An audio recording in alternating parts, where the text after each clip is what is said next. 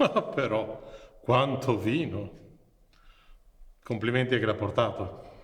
Rovigo, per favore, ti prego di sedere con le buone maniere e di controllare la tua lingua insolente.